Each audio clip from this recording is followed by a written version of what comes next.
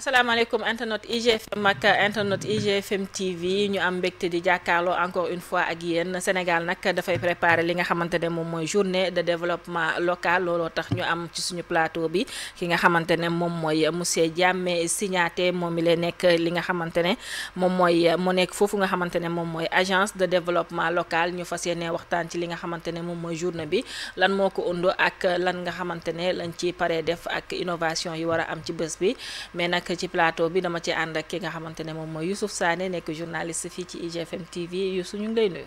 kii maa ngi lay fay di nuyu suñu internautes yi di nuyu te di remercier surtout le directeur général de l'agence de développement local Diamé Signaté qui a tout laissé pour venir répondre à notre invitation ñoo ngi koy remercier pour ça te di ñaan tamit waxtaan bi mu amal solo internautes yi merci beaucoup. alors monsieur Diamé Signaté ñu ngi lay dalal ci plateau IGFM di la bàyyi nga nuyu ak mbokk internet yi. merci beaucoup merci maa ngi leen sant di leen gërëm ci invitation bi di nuyu waa TFM yëpp les employés à commencer par notre grand frère le président le PDG Youssou Ndour di nuyu tous ses collaborateurs yàgg naa leen suivre ci plateau di saluer vraiment le professionnalisme de TFM de I et cetera di leen ne comme li nga koy annoncé maa ngi ñëw fii di ngeen dalal ma dans le cadre des JDL mooy journée de développement local mooy première édition sous ma présidence ñu ko bëgg a def à Toubatoul les 13 et 14 sous la présidence effective du ministre de tutelle Moussa Bala Fofana ministre de l'urbanisme des collectivités territoriales et de l'aménagement des territoires. alors monsieur Signaté balaa ñuy dugg ci journée bi nga nekk directeur agence de développement local mën nga ñoo wax un peu structure boobu lan mooy liggéeyam. waaw c'est une agence qui a été créée en 2009 sous l'ère Abdoulaye Wade maanaam chargé mu def lu ñuy wax promotion du développement local coordination des actions de développement local mais aussi mu servir appui conseil et d'aide à l'ensemble des collectivités territoriales du Sénégal échelle des collectivités territoires mën nañ ci citer les communes les départements et Inch'Allah avec le référentiel 2050 dañ ci wax les pôles territoires donc la ADL maanaam moo war a montrer des exemples de développement local loolu ñu ngi koy def à travers nos projets et programmes ñu fa bien ficeler avec des axes pragmatiques comme le renforcement de la résilience des communautés les politiques de proximité mais également l'information et l'inclusion numérique programme yooyu mu ngi exister ADL donc bu ma ñëwee en tant que directeur général gën a xool ces missions là mais mieux j'ai voulu quand même ces missions là les rendre pratiques parce que aujourd'hui nous sommes à une ère où les Sénégalais ils ont assez de théories il faut aller sur du concret et vraiment commencé na JDL yi sax ci loolu lañ subu avec un thème très alléchant on va parler de politique de proximité et développement économique des collectivités territoriales dans les pôles territoires donc c'est le thème central avec des panels bien précis où on va évoquer des questions économiques des questions de coopération territoriale des questions de politique de proximité avec les CDQ les conseils de quartier les administrateurs de proximité les délégués de quartier les chefs de quartier aujourd'hui le référentiel bi lu ñu gën a bëgg maanaam politique bi que nos quartiers et nos villages les portent parce que si les quartiers et les villages du Sénégal sont développés mais j'espère que le Sénégal sera développé donc en un mot il faut fixer tout le monde là où il est en amenant des projets structurants donc le président de la République le premier ministre et le ministre de tutelle voilà un peu champ d'action précis bu ñu définir à l'ADL et que je suis en mesure de conduire avec l'équipe et mes collaborateurs bu ñu accompagner tey quoi voilà. Donc yéen vous allez en quelque sorte préparer le terrain avec cette première édition surtout à l'application et à la mise en œuvre du référentiel Sénégal 2050. Exactement xam nga tey soo xoolee on parle de rationalisation ça veut tout dire mais souvent on parle aussi administration bi il faut ñu organiser ko donc le ministre il est conscient de ça moom dafa bëgg le ministère quand même ñu organiser ko mais ñu porter des réformes donc maa ngi lay wax léegi les pôles territoires loolu réforme du réforme bu ndaw de réforme bu mag la l'entente entre les collectivités l'intercommunalité ça loolu amoon na ci texte yi mais il faut ñu rendre ko visible ñu pratique gis nga les 550 communes du Sénégal fii ba des années mënuñu développer parce que il faut qu'il y ait des zones économiques il faut qu'il y ait des ententes entre les communes il faut qu'il y ait un travail de coordination ce volet économique là pôle territoire léegi le ministre il a compris que ça avec la vision du président il faut y aller te loolu suñ ko defee maanaam day am à travers l'aménagement du territoire, le développement local, etc., une cohérence politique, une cohérence économique, mais une cohérence de développement. Donc voilà l'idée bu président bëgg, bu premier ministre bëgg. te ñun dinañ ci jiitu être des pionniers, traduire cette vision-là concrètement sur le terrain. Mais comment vous comptez travailler en fait pour, comme tu dis, comme ça, rendre concret cette vision-là sur le terrain? Comment vous comptez travailler avec les collectivités sur... L'ADL, j'ai l'habitude de dire, il faut prioriser, il faut ñu xool lu ñu am yépp ñu xool lu ñu koy prioriser te priorité bu gën a jàmp mooy tey faj soxla jigéen ñi. loolu la ñuy wax autonomisation des femmes et ak xale yi mooy l'entrepreneuriat des jeunes, l'auto-emploi des jeunes. loolu am nañ volet bu am solo di la jox benn exemple xam nga sànq maa ngi ne l'ADL suñu mission fondamentale mooy ñu xool exemple de développement ñu montrer ko Sénégalais yi nga xam ne tous les acteurs du développement y compris collectivités, les maires di lancer un appel à mon maire de Tambacounda Banda Dièye di ñëw ADL ces exemples là ñu traduire ko auprès des populations loolu mooy la politique de proximité c'est très important loolu suñ ko defee projet yi ADL am tey soo xoolee le renforcement de la résilience des communautés am na programme bu am solo commencé nañ ko dérouler aujourd'hui au moment où je vous parle ñu ngi koy tuddee mbuuru daara yi ça veut dire une boulangerie mobile, un daara et un champ du savoir. C'est un projet intégré, une chaîne de valeur où ADL dina doter les daara modernes ci benn boulangerie mobile. On en a donné 11 cette année bu ma ñëwee j'ai trouvé le projet mais dama ko gën a consolider fortifier ko mettre à l'échelle du pays. On a donné à Koki jox ko Tambacounda, Kolda, Sédhiou, Bignona, etc. Boulangerie yooyu ça permettra de lutter contre la mendicité des jeunes talibés. Mieux, les jeunes talibés, on va leur apprendre le métier de boulangerie. Comme c'est un métier universel, le jeune talibé sera un boulanger au finish. Mais mieux, il y a le volet champ du savoir. Champ du savoir, madame, les collectivités territoriales, dina leen jox tool.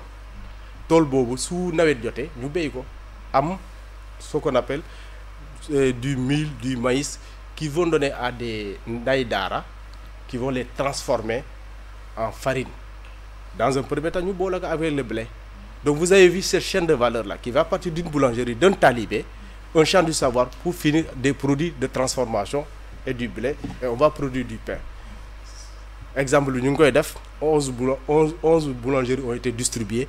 Je vous assure, lorsque j'étais à Bignona, à Tengori, le boulangerie a été monté par un professionnel. Le même jour, ils ont commencé à produire du pain. Ba man ñam ci pain bi, c'est un projet vraiment qui me tient à cœur et que je veux vulgariser pour que les autorités, le secteur privé, qu'on en fasse un portage politique.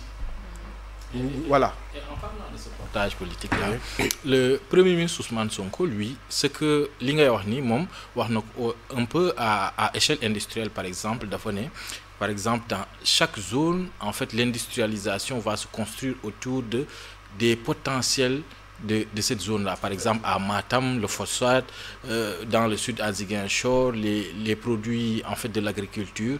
Est-ce que vous aussi, vous allez vous mettre dans ce sillage-là? C'était comme ça avec l'histoire de Mamadou Dia, ñi ko jàng. Chaque zone a une activité bu ñuy def. Soo demee dans le bassin arachidier, à Kaolack, Sine Saloum, c'était l'arachide. Donc pourquoi pas mettre une unité industrielle qui à terme va transformer l'arachide sur place. Donc c'est l'idée des pôles territoires. Voilà l'idée.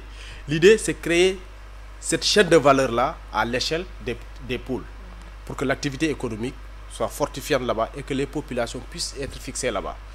Ça va nous permettre de lutter contre l'exode rural sur Dakar, mais sur l'immigration irrégulière. Voilà aujourd'hui le problème de nos pays sous-développés, c'est des problèmes économiques. Et le Premier ministre, bi nga tudd léegi, le président Ousmane Sonko, à qui nous rendons hommage, il a bien compris ça. Il dit même une belle formule.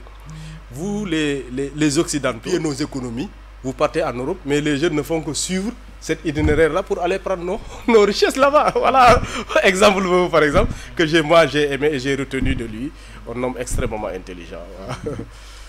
Alors monsieur Signaté ci li nga wax noonu ci pôle yooyu est-ce que amagum na ay à part projet bi nga wax ne dañuy teg ay boulangerie ak li nga xamante ne moom mooy ay champs am na yeneen projet yoo xamante ne pare ngeen koo def pour que population bi sentir au moins dans les coins et recoins du Sénégal li nga xamante ne moom mooy liggéeyu ADL. Absolument maa ngi leen doon ne autonomisation des femmes tey aujourd'hui l'ADL est porteur de quelques projets mooy les jardins maraîchers par exemple. Aujourd'hui dem nañ à Ndiaganiao chez monsieur le président de la République il y a pas de conflit d'intérêt mais c'est une zone où les femmes sont très dynamiques nos parents sérères dem fa on leur a octroyé 1 hectare de jardin moderne où il y aura il y aura de l'eau avec les gouttes à gouttes il y aura un puits solaire il y aura mini forage et ils pourront faire de l'activité maraîchère loolu tamit lu ñu koy boole ci lu ñu xam ne mooy un peu les trucs de promo village sànq maa ngi leen doon ne ADL on s'est positionné tey à l'échelle des collectivités le monde périurbain le monde rural etc. Donc zone bu nekk c'est ce qu'on appelle politique par besoin et la politique du faire tey man bu ma ñëwee j'ai ouvert l'ADL avec des partenariats ma xool lu ma mënul def je regarde benn agence par exemple ma dem ADPME avec ma sœur Marie Rose on a fait un partenariat on a fait une convention où avec les mbuuru daara yi et pourra m'aider à trouver des financements ma dem tamit à FADSR ñoom ils sont dans le financement des femmes on fait une convention je donne une caution dans le budget de l'ADL et les femmes du monde rural on peut les accompagner pour ñu def des activités professionnelles voilà un peu l'idée que nous avons aujourd'hui des politiques publiques et agences yu nekk au Sénégal gën a joxante loxo faire de la mutualisation et faire du faire et des politiques par besoin voilà projet là est-ce que yéen a ngi sóoraale accompagnement bi surtout au niveau des femmes transformatrices et tout ça voilà la formation et puis après au-delà de bu ñu defee produit ba pare comment vendre comment faire des ciblages parce que d'habitude les problèmes avec les femmes yi nga xamante ne ñoom ñooy les femmes transformatrices maîtriser nañ le domaine mais le suivi bi lañ doon métti comment vendre comment exporter ñoom loolu mooy faral nekk seen problème est-ce que ci seen projet vous avez bokk na ci accompagnement yi. question bu ma rafetlu la c'est une très bonne question. D'habitude comme li nga wax ni je reviens au JDL moo tax ñu def thème bi politique de proximité et économie des collectivités territoriales dans les pôles territoires il s'agit de quoi xool avec le ministre lu ADL di def lépp à l'échelle du développement avec les acteurs tels que les mairies les élus les présidents de conseil départemental etc. projet yi ngay wax ni formation tey rien ne sert FADSR wax naa la exemple léegi suñu joxee financement nga jël loolu nga jox jigéen boo xam ne amul benn formation mais da koy lekk mais il faut l'accompagner maanaam li ngay wax ñu utal ko ku koy former en savonnerie en eau de javel fabrication de eau de javel su nekkee monde rural la par exemple mu ngi Paoskoto un village que j'aime bien dans le Saloum mais mu jël gerteem ñu koy jàng nu ngi koy defee on a donné maa ngi nii di ko rafetlu on a donné dans ce sens là des pressoirs à huile 2 dans toutes les communes du Saloum di la nuyu bu baax waa Saloum mais yooyu dina dimbali les femmes voilà dina dimbali les femmes ñu mën a am autonomie mais aussi ñu am métier ñu am professionnalisme ñu mën a loolu cette politique de formation que moi j'ai appelé encadrement parce que les femmes bëgg na liggéey mais il faut nga encadrer leen doo leen ñëw former 24 heures 48 heures non day leen di topp ba ñu mun a liggéey bi ñu ko mën carrément am seen autonomie donc politique boobu incha allah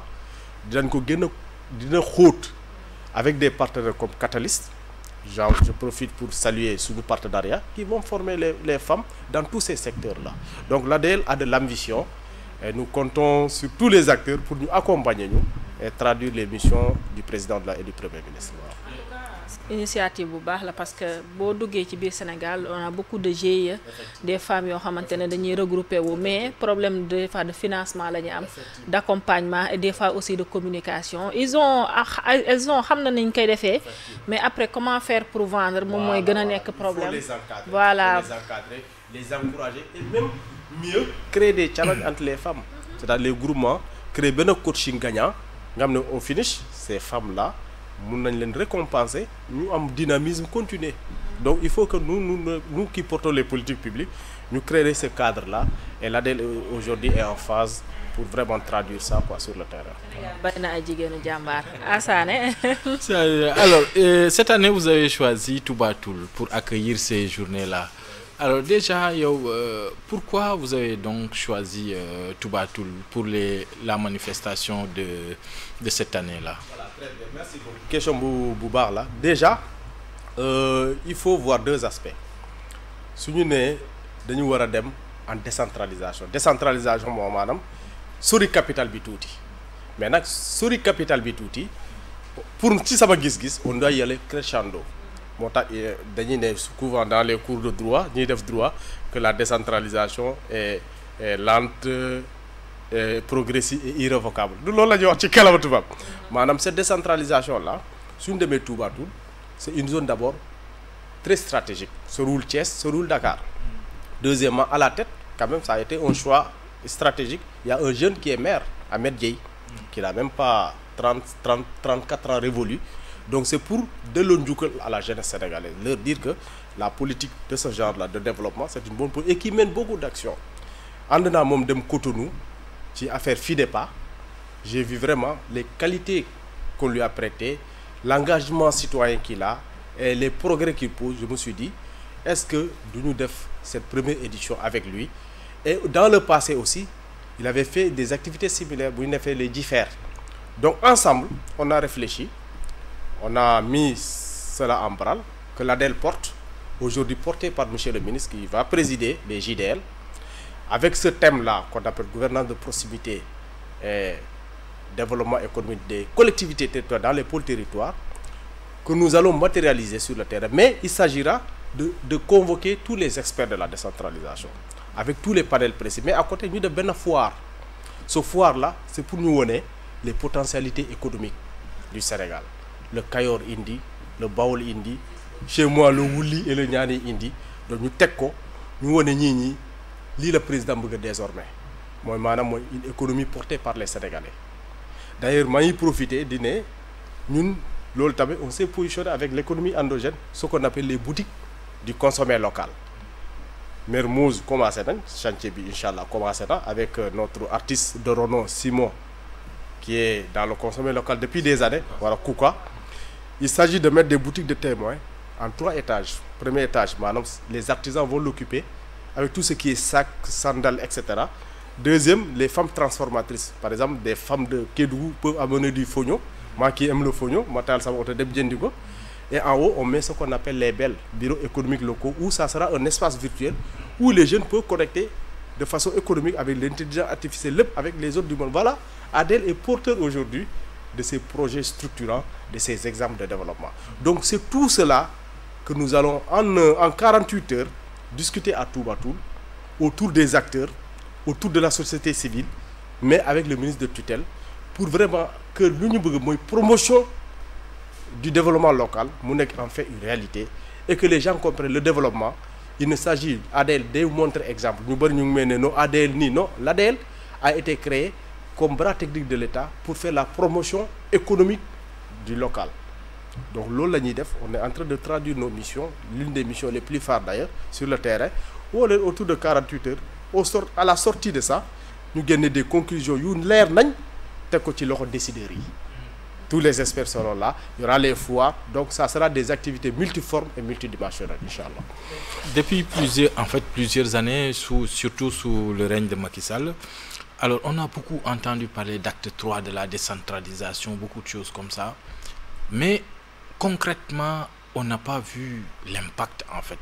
Qu'est-ce que vous voulez faire pour éviter ce genre de situation? Qu'on parle beaucoup de décentralisation, de développement autour des pôles, mais qu'en réalité, qu'il n'y ait pas d'impact.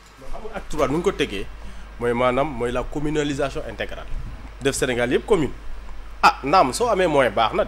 Mais commune, créer des communes viables, des communes qui ont des ressources, des communes qui peuvent se développer. C'est le problème, il faut nous texter sur nous baram.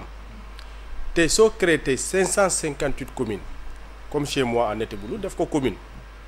Commune qui ont des recettes de 5 millions par mois.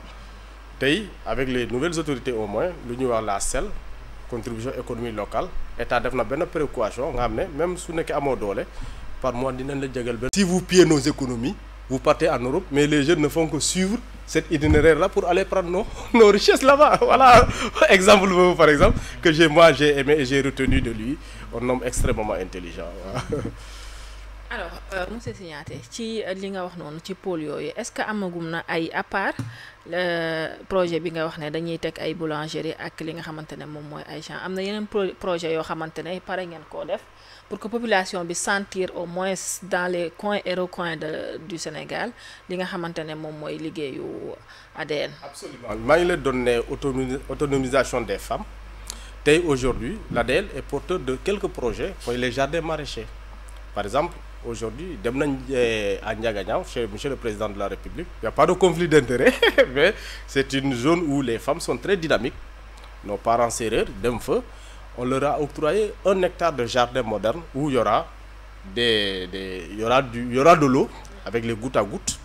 Il y aura un puits solaire, il y aura un mini forage et ils pourront faire de l'activité maraîchère. Loolu tamit lu ñu koy boole ci lu ñu xam ne mooy un peu les trucs de promo village sànq maa ngi leen doon ne ADL on s'est positionné tey à l'échelle des collectivités le monde périurbain le monde rural etc.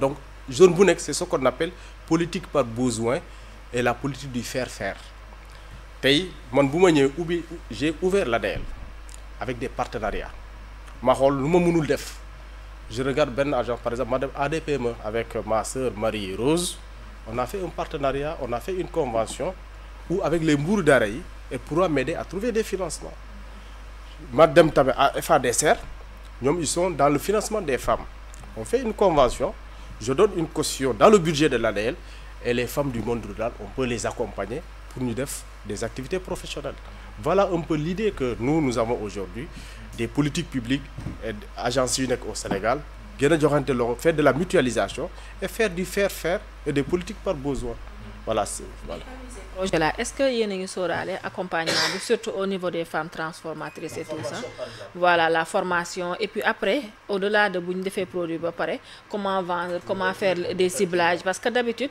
les problèmes avec les femmes yi nga xamante ne ñoom ñooy les femmes transformatrices maîtriser nañ le domaine mais le suivi bi lañ doon métti comment vendre comment exporter ñoom loolu mooy faral nekk seen problème est-ce que ci seen projet vous avez bokk na ci accompagnement yi. question bu ma rafetlu la c'est une très bonne question. D'habitude comme li nga wax ni je reviens au JDL moo tax ñu def thème bi politique de proximité et économie des collectivités territoriales dans les pôles territoires il s'agit de quoi xool avec le ministre lu ADL di def lépp à l'échelle du développement avec les acteurs tels que les mairies les élus les présidents de conseil départemental etc.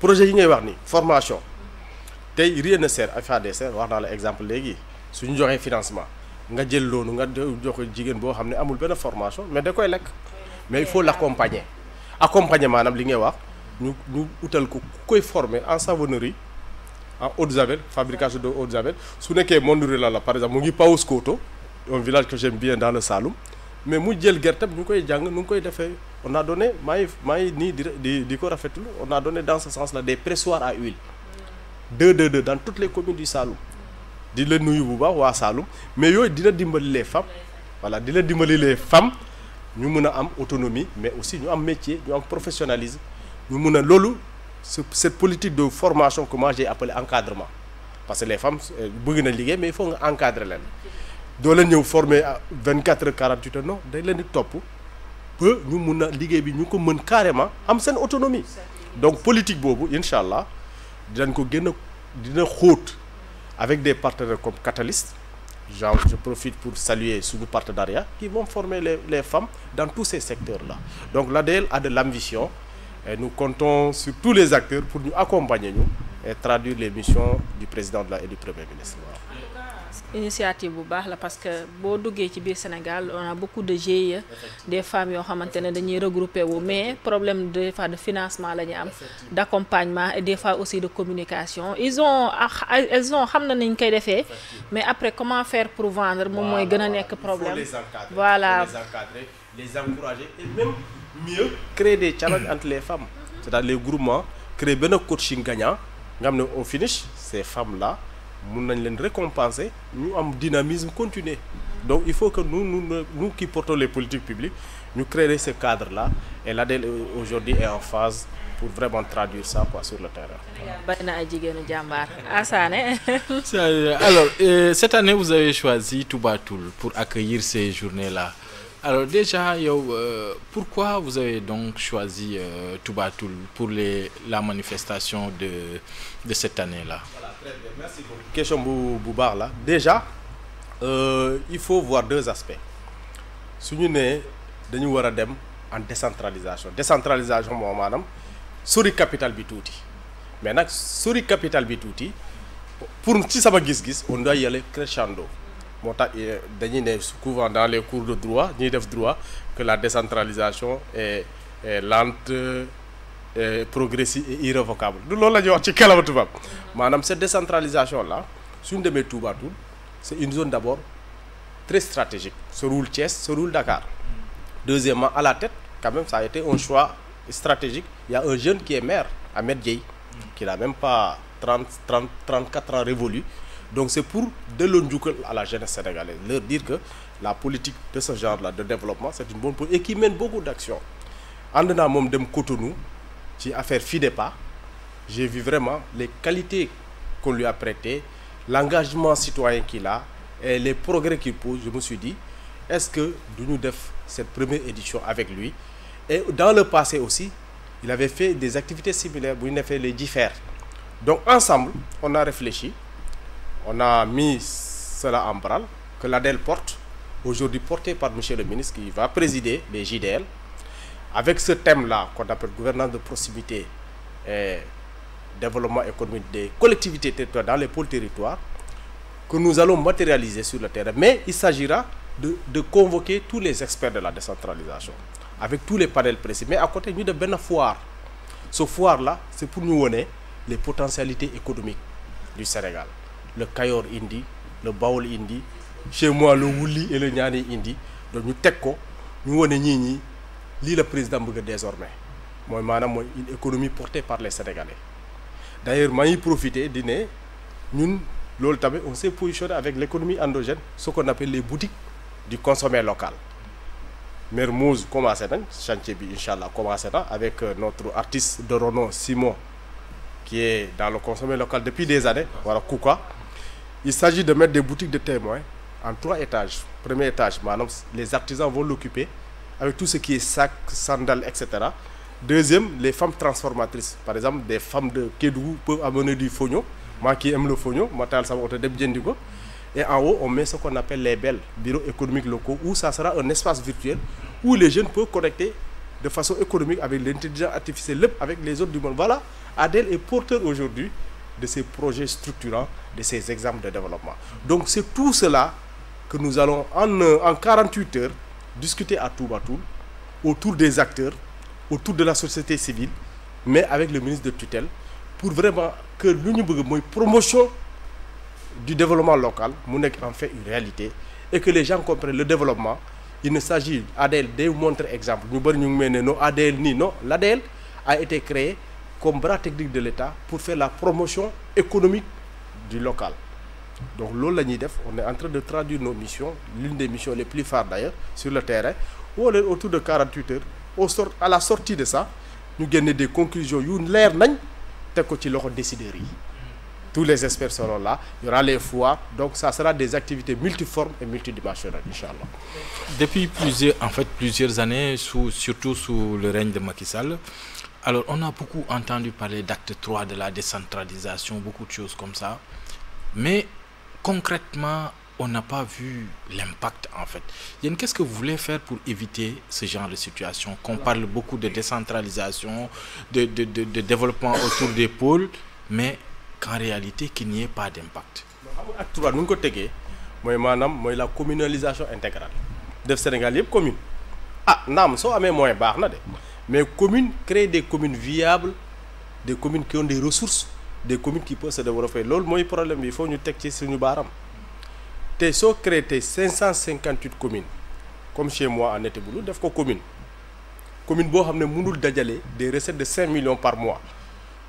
Avec les nouvelles autorités au moins, l'Union la SEL, contribution économique locale état def na benn précaution nga xam ne même su nekkee amoo doole par mois dinañ la jégal benn 12 millions loolu c'est une bonne idée mais problème fondamental communauté yi ak conseils départementaux yi mooy le financement des collectivités locales te ñu ne ñu acte 3 bi dans un premier temps c'est les structures qu'on va mettre en place les communes mais deuxième phase bi on a dit des financements ba tey financement bi ñëwul donc loolu moo tax le président de la et le premier ministre dans le référentiel Sénégal 2050 nee na communes yi il faut ñu boole leen à travers les pôles territoires voilà une réponse éloquente ci affaire boobu ci viabilité des communes donc politique boobu suñ ko tëralee on va lier deux choses les cohérences territoriales mais en même temps les potentialités économiques et ça va créer de la valeur ajoutée donc la vision est rénovateur mais elle est révolutionnaire aussi Sénégal ku nekk téye benn affaire non dañu war a booloo suñu doole ñu am doole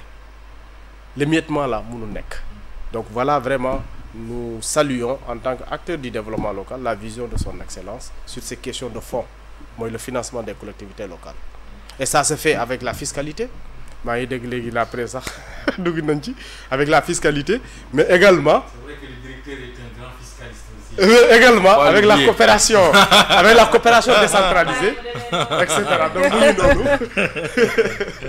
Alors directeur bien que biñ la tegee ci bopp ADN yàggul mais on espère que ne jot nga dugg ci réew mi waxtaan ak ñi nga xamante ne ñoom ñooy xale yi ak femmes yi ak jeunes yi d'habitude yan ginnaaw bi nga defee état des lieux ba pare lan nga yaakaar ne mooy défi bi pour l'instant lu urgent. Très bien merci beaucoup bu ma ñëwee état des lieux yi ngay wax au bureau la d'abord quoi nga xool agence bi nu mu tëddee agence bi nu muy doxee et cetera te loolu souvent il faut prendre le temps nga étudier ko bu ma ko étudier je me suis rendu compte de deux choses nous sommes une agence nationale donc il faut être présent partout il faut être partout sur le territoire national loolu alhamdulillah comme li ngay waxee les premières tournées c'était la région de Louga dem naa ba Koki jóge fa dem dans la région de Ziguinchor ñëw Kolda terminé par Tambacounda c'était la première tournée deuxième tournée j'ai encore fait les autres régions yu mais déwén incha allah ay côté Saint-Louis Matam la ñuy dem donc pour dire que aujourd'hui ce problème là alhamdulillah dinañ nekk fépp pour vraiment développement local yi ngeen di wax ñu amorcer ko à côté des élus deuxièmement aussi mooy maanaam réalisation yi comme ñun ñoo bokk les biens de l'État tous les Sénégalais ñoo ci am cër donc il faut benn partage équitable des biens que l'ADEL a à travers tous les Sénégalais loolu tam ñu ngi ci mais surtout Sénégalais yi ñu xam lan mooy ADL lan mooy développement local. au moins Sénégalais te loolu assimilé ko xam ko JDL yi bokk na ci. c'est vrai acteurs yi war nañ ko xam mais mieux les Sénégalais dañ ko war a xam d'autant plus soo leen xoolee le président de la République son excellence bu mu ñëwee les journées seetal sa réew les vacances agricoles les reboisements mais c'est d'excellentes initiatives loolu mooy jéem a Sénégal ci kanam xam nga lan la politique publique yi. président set ay ñëw ñu leen ko tontu mais politique publique yi population bi moo ko war a porter parce que un président de la République tant que mobiliser wu sa population def des initiatives créer engouement mais développement pour nga jot ko dina jafe moo tax ñu ngi saluer cet investissement humain là te à l'ADL comme li nga waxee créé nañ benn concept lu ñuy wax régie des quartiers tey politique de proximité la on va travailler avec CDQ yu ma wax les conseils de quartier yow soo nekkee sa quartier maanaam conseil de quartier mën nga ñëw à l'ADL ñu liggéey ensemble ce qui fait le matériel que l'ADL va donner en matière de nettoiement dañ ci bénéficier pour ton quartier reboisement su jotee mais mieux le pavage ñu former les jeunes pour ñu mën a def seen bopp pavage reboisement ñu ko mën a def et cetera donc investissement humain boobu c'est des choses yoo xam ne waruñu ci dépenser loolu sénégalais ci boppam war nañ ko def loolu mooy l'intérêt local il faut susciter l'intérêt local ñi fu nga dëkk mooy sa quartier nga fonk ko nga bëgg ko doo ko tilimal da nga koy toppatoo da ngay def des reboisements mais aller dans nos quartiers là il faut aller vers ce qu'on appelle concept bu bees mooy éco-quartiers yi des quartiers d'impact environnemental avec des arbres bien faits des rues bien faites comme lorsque j'ai été à Abidjan à Cocody extraordinaire donc Sénégal ci la ñu war a dem. mais directeur quand est-ce qu'on va aller vers cette direction là parce que gis nañu sous Khalifa Sall il avait commencé le pavage des quartiers voilà les luttes politiques on peut entraver cela mais quand est-ce qu'on ira jusqu'à voir nos localités avec une bonne verdure, un pavage, un cadre de vie approprié. Quand est-ce qu'on y parviendra? li ngay wax ni cadre de vie du compétence transférée, compétence partagée la maanaam la prééminence revient à l'État moo tax les structures de l'État doo ko war a porter d'abord ba pare effectivement li nga wax les collectivités locales mais loolu ADE am na ci rôle comme yeneen agence yi am ci rôle loolu laa lay wax ni ma ne ko nous tendons vers des cadres de mutualisation des cadres de synergie d'action pour que ñun ñëpp ci Sénégalais yi lañ bëgg a liggéey mais rien ne s'oppose qu'on se donne la main lu benn mën ñaar wala ñett ñoo ko gën a mën on continue voilà li nga wax c'est pertinent mais il faut que nous qui sommes porteurs de décret ñu xam ne que nos personnes ne importent peu besoin sénégalais moo am solo même suñu d'accordul nañ liggéey quoi. li ñuy faral di gis moom mooy sur le terrain les sénégalais ont un problème d'orientation par exemple tey jii ku soxla formation ne am réflexe man de war naa mën a dem ONFP pour que ñu former ma su ma amee problème pour mën a investir ma ne war naa mën a dem fii agence bi war naa mën a dem ADN d'habitude sénégalais yi loolu la ñu am problème bu ñu amee idée wala ñu am projet du ñu xam vers qui se tourner vers qui s'orienter est-ce que voilà l'information mais surtout ñu leeral leen ne pour formation telle agence pour projet telle agence pour financement telle agence loolu la ñu assimiler gut sur le terrain loolu la ñu bari di après GIE yi la ñuy faral di tourner les associations pour yooyu il faut des journées de porte ouverte agence bu nekk nga ubbi sa buntu sénégalais accéder et mieux nga communiquer cette politique de communication et la presse est là pour nous aider donc wone sénégalais yi agence bi lii mooy njëriñam fii la mun a yem ñu xam structure administrative yi lan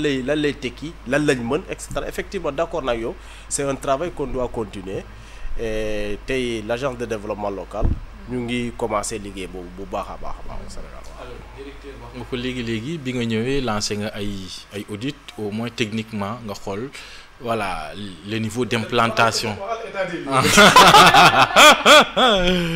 am na koo xam ne day tiit quoi day tiit.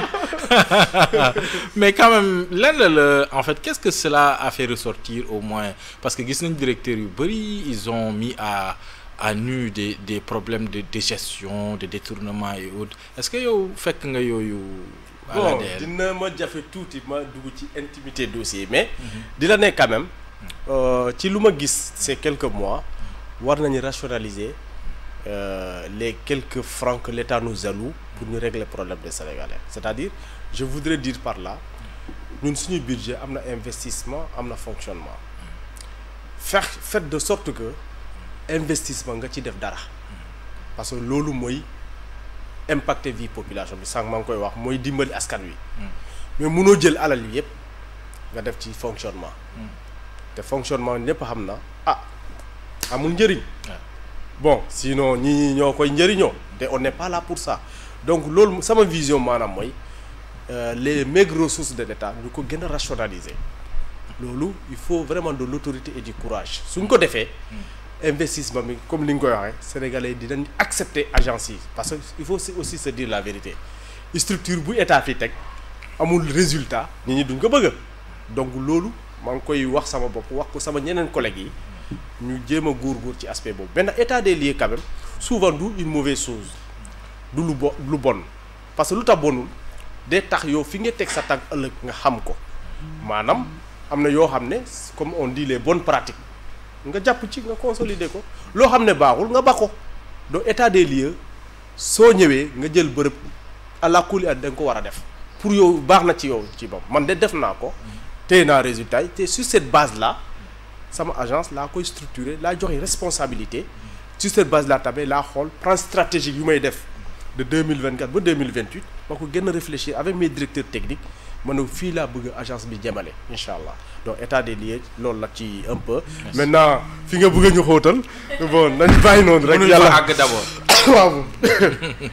alors Sané je pense qu'on peut parler d'actualité duñu am juriste fiscaliste ci suñu plateau bi te duñu wax ci mbirum fisc bi gis nañ ne régime bu bees bi mu fi yegsee def na ay redressement fiscal mais effacé na li nga xamante ne mooy bor bi ñu ancien régime bi effacé loolu moom mu ñëw effacé ko alors effacement bi alors déjà li nga xamante ne moom mooy médias yi déjà par rapport aux médias est-ce que yaakaar nga ne c'était la bonne posture.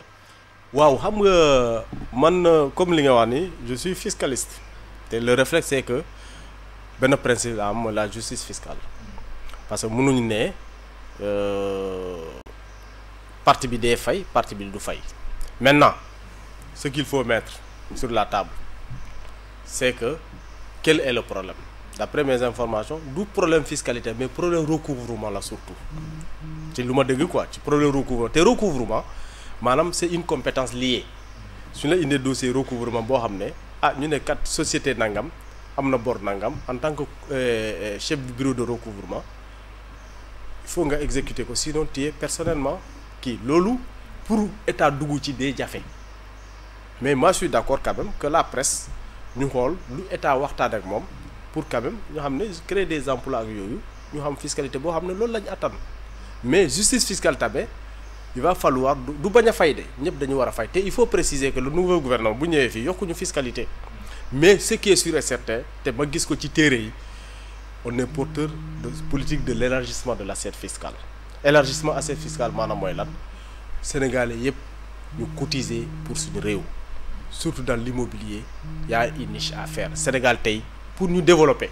fiscalité mooy premier levier il faut ñu waxante dëgg te loolu mënuñu bañ a dem ci élargissement de l'assiette fiscale que monsieur le premier ministre est porteur et que nous allons l'accompagner pour loolu léegi na nekk justice fiscale rek incha allah te di leen ne presque suñu xarit lañ.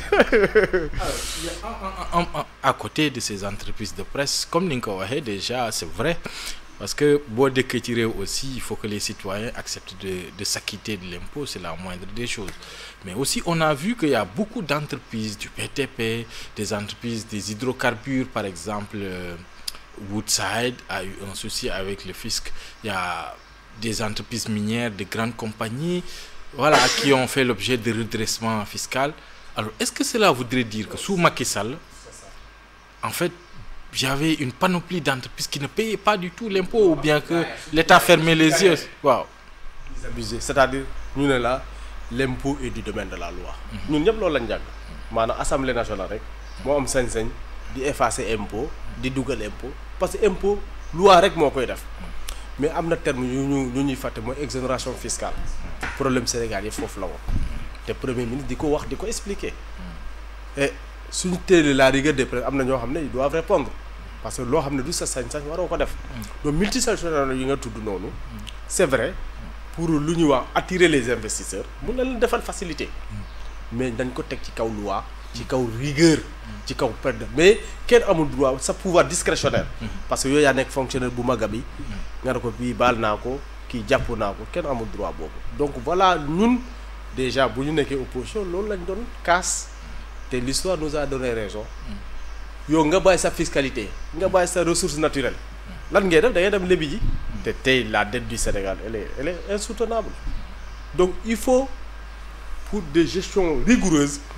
nga mobiliser d'abord tes ressources internes téye ko ba mu dëgër nga soog a xool déficit budgétaire nga amoindrir quoi le premier ministre il a parlé du déficit budgétaire am na ñi ko doon ne sax donc premier ministre dafa war a noppaat non je suis désolé ces gens-là n'ont pas compris il va de notre crédibilité il va de l'avenir des Sénégalais l'État du Sénégal avec la cote de transparence de l'UEMOA président de la République il avait l'obligation def état des lieux loolu la def liggéeyam la def maintenant état des lieux bu ñu ko defee ñoo xam ne ces gens-là ils nous ont caché des choses am na yoo xam ne waxuñu ko Sénégalais yi et aujourd'hui ce pays là ñu bari ñu ngi ne dugg na fi jaar na fi mais ce sont ces gens-là qui sont responsables de ça nous on est obligé de redresser ça sous l'autorité du Premier ministre. Il y a en fait en parlant de fiscalité une loi de finances rectificative a été 2024 annoncée. Ouais, 2024.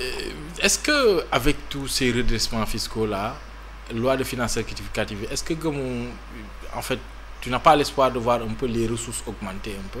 Ouais, ce qu'il faut dire quand même l'État du Sénégal bu ñu ñëwee dañuy rationaliser yow dégg nga lu bari fii rationaliser maintenant bu ñu ñëwee quand même le nouveau gouvernement dafa def des réorientations loolu dañ ko war a traduire dans le budget loolu moo indi la loi de finances rectificative de 2024 mais en même temps conseil des ministres bu def adoption de cette loi là ils ont même adopté encore le budget de 2025 voilà non ça donc inchallah dans les prochains jours le chef du gouvernement il fera DPG bi le fameux DPG dinañ ko def en même temps le budget sera présenté aux Sénégalais donc nous allons en 2025 sur notre propre budget traduire ça sénégalais yi dinañ espérer incha allah souffrance sénégalais dinañ ci gën a wàññeeku incha allah. Alors parlons politique ak le cas Barthélémy Dias, votre ancien ami. mu ñu fàttali rek ne monsieur Diamé Signaté moom mu ngi ci parti Pastef déjà li nga xamante ne moom mooy poste nombal tànkam bi ñu ko jëlal foofu ci pencum ndaw réew mi yow déjà ban analyse ban jàngat nga ci am. waaw mais on a fait appliquer la loi. Le ministre de la justice am na sañ-sañ saisir assemblée nationale compte tenu de sa condamnation définitive le déchoir loolu la def et l'assemblée nationale a pris acte et a adopté la résolution c'est ça. Donc maintenant lu ñuy laam-laamee mooy poste de maire bi. poste de maire bi mais. waaw mais. moom nee na du fa jógee. non si la loi dit qu'il va quitter il va quitter loolu ay wax la rek personne n'est au-dessus de la loi donc politique loolu la il a joué il a perdu. mais moom nee na. Maintenant il faut que ñii ñi comprendre tamit que la loi c'est la loi man mii loi su dalee sama kaw dem koy nangu personne n'est au-dessus de la loi. Maintenant monsieur Barthélémy Dias je suis désolé il a fait des erreurs politiques. Il a fait des erreurs politiques. Donc il n'a qu'à l'assumer. mais est-ce que vous, en fait, c'est vrai que il a fait des erreurs politiques peut-être, et vous êtes au pouvoir vous aussi, mais est-ce que vous ne devez pas mettre aussi la pédale un peu douce? On sent que Barthélémy Dias est en train d'être écrasé en fait. Non, il n'est pas écrasé, on applique la loi. Macky Sall dafa téye lépp. Xam nga tamit c'est ça la vérité. Autant moom moo ko war a appliquer. Il avait appelé. Il nous a filé la patate douce. Ah tey. dañ ko appliquer rek xam nga. On ne peut pas dire que un Sénégal pour tous. La justice soit indépendante. Et cetera du yéen ñëpp dégg ngeen loolu fii. Qu'on vient justice bëgg a agir nga téye loxoom. C'est pas possible. Et son excellence et le premier ministre tel que je les connais ils ne le feront pas. Donc c'est la justice qui agit en âme et en conscience. Et nous respectons la justice sénégalaise. En plus d'être juriste, fiscaliste, vous êtes aussi juriste. Oui. Moom nee na condamnation c'était en 2019, 2017, 2018, 2019, 2020, 2021, 2022 donc 5 ans yi jeex na. maa ngi koy dégg sax mu ne soo demee ba Cour suprême suñ consolider sa condamnation bi non cour non il a fait trop d'erreurs xamul gis nga soo defee appel si tu es débouté condamnation bu njëkk bi mooy des forces de droit donc il a eu une condamnation définitive en 2022 donc au terme de ça monsieur Barthélémy Dias ne peut pas être député ni maire de Dakar ci sama gis-gis daal. Ouais, je suis tranchant loolu looy dëgg waaye. Monsieur Signaté vous êtes pour ou contre ñu dindi fi li nga xamante ne moom mooy loi d'amnistie bi. Bon xam nga loi d'amnistie xam nga quand un juriste parle il faut voir d'abord loi bi bu ñu ko nee déjà c'était laconique parce que bu ñu ko indee tout le monde savait que il avait fait ça pour des activités politiques. Oui. Donc notre leader Ousmane Sonko est le président. Donc moom gars yi nee na waa ko wóor boor bala ñoom non boppam la doon sauver. Parce que amnistie bi c'était plus pour protéger des gens que pour faire élargir ces gens-là. Donc ce qui veut dire aujourd'hui amnistie bi man ci lu ma gis crime bokku ci. Oui, mais plus pour protéger les gens, ces gens que c'est qui voilà.